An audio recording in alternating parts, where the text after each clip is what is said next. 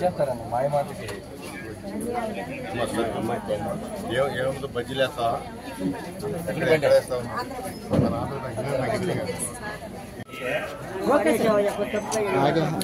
వెనక్కి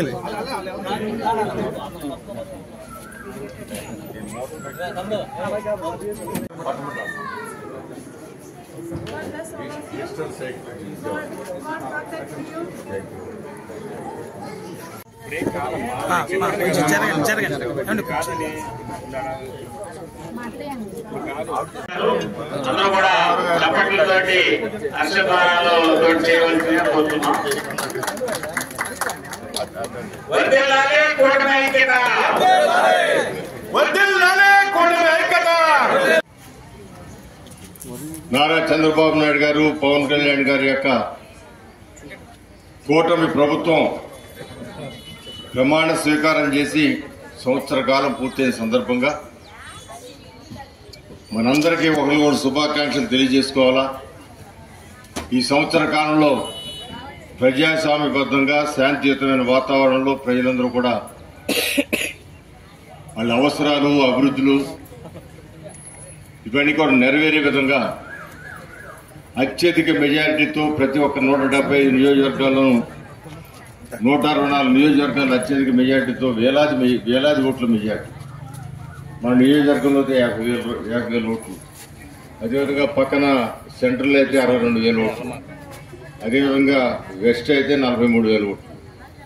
ఈ విధంగా పక్కనే మంగళగిరి అయితే 90,000 ఓట్లు. ఈ విధంగా లెక్కలేనన్ని ఓట్లతో జగన్మోహన్ రెడ్డి దిగిపోవాలని ఏకైక జయంతో ఆ రోజున ఓట్లు వేయడం జరిగింది.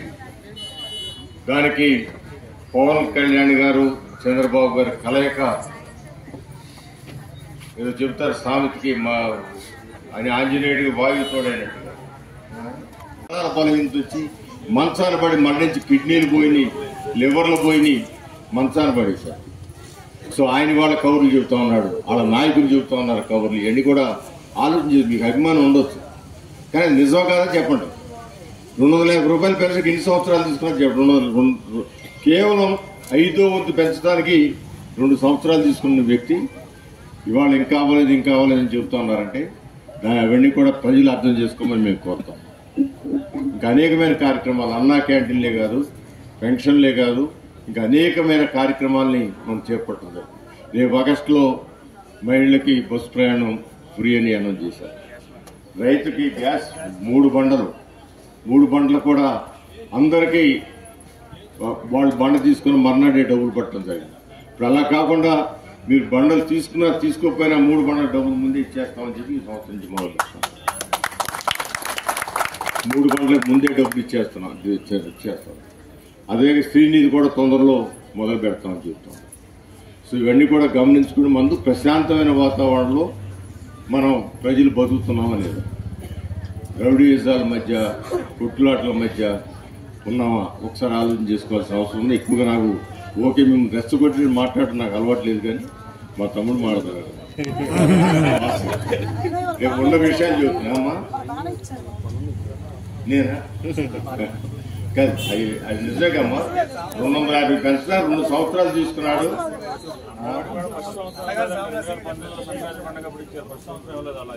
ఇవ్వలేదు. అందువల్ల ఈ రోజున ఇక్కడ ఈ కార్యక్రమం చేసుకోవడానికి ఇందాక జై గారు చెప్పారు. ఆ రోజున ఆయన నాకు అతని ఫోన్ చేశారు, జరిగిందని. ఉదయాన్నే వచ్చి వాళ్ళకి ఆ రోజు బట్టలు ఇంకా ఇచ్చాం, డబ్బులు ఇచ్చాం, 60,000 సొంతంగా ఇవ్వడం జరిగింది. ముఖ్యమంత్రి గారిని అడిగితే అది ఒకే ఇల్లు, చిన్న పోర్షన్, 3 పోర్షన్లు కాదు, సామాన్యాన్ని కాలిపోయినాయి, ఫ్రిడ్జులు కాలిపోయి, మిషన్లు అయితే మన కుట్టు మిషన్ కూడా ఇచ్చాం వాళ్ళకి. కుట్టు మిషన్ కూడా మనం సొంతంగా ఇచ్చాం. సో దానికి వాళ్ళు చంద్రబాబు గారు ఒక్కొక్కరు 1,00,000 రూపాయలతో ముగ్గురికి 3 లక్షల రూపాయలు ఇవ్వడం, నేను ముగ్గురికి 60,000 ఇవ్వడం జరిగింది. ఆ రోజున ఇంకా వేదన కూడా కొందరిని సేవాతత్వంలో ఉన్నాక కూడా కొంచెం పట్లు అవి అది వేరు. ఇంకా ఇక్కడ జరిగిన విషయం చెబుతున్నాం. అట్లాగే గతంలో అదే సమయం తర్వాత ఒక ఇల్లు కలిసి 4 లక్షల రూపాయలు ఇవాళ చెక్కులో ఉంటుంది. కానీ నేను అడిగేదంటే ఇదే సీఎంఆర్ఎఫ్ ఇప్పుడు ఇల్లు గాలిన చాలా మంది తల్లులు బయటికి చెప్పలేక 10th క్లాస్ చదివే పిల్లలు కూడా గంజాయమయమైపోయింది. మరి గత ప్రభుత్వం వైసీపీ ప్రభుత్వం ఏమి అభివృద్ధి చేశారంటే ఇసుక పేదవాడు ట్రాక్టర్ ఇసుక కొనలేక ఇల్లు కట్టుకోవటం ఆపేశారు. మరి పెద్ద పెద్ద బిల్డర్స్ ఇసుక కొనలేక పక్క రాష్ట్రాలకు వెళ్ళిపోయారు. మరి ఈరోజు కూటమి ప్రభుత్వం రాగానే ఇసుకని ఫ్రీగా ఇచ్చి ఇసుక కొనేవాళ్ళు లేరు, అంటే అంత ఫ్రీగా ఇస్తుంది.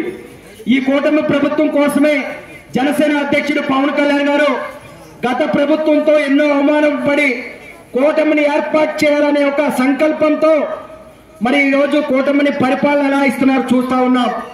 ఈరోజు చంద్రబాబు నాయుడు గారు 76 సంవత్సరాలు వచ్చినా ప్రజల దగ్గరికి వెళ్ళి ప్రజల కష్టాలు తెలుసుకొని తక్షణమే తన కష్టాల పరిష్కారం చేస్తున్నటువంటి చంద్రబాబు నాయుడు గారు, పవన్ కళ్యాణ్ గారు, మోడీ గారు.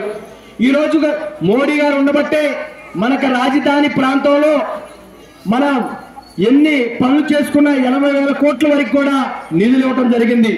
పోలవరం ప్రాజెక్ట్ కానివ్వండి, అట్లాగే వైజాగ్ స్టీల్ ప్లాంట్ కానీ అనేకమైన ప్రాజెక్టులు కంప్లీట్ చేసుకుంటున్నామంటే మోడీ గారు చదవడం వల్ల.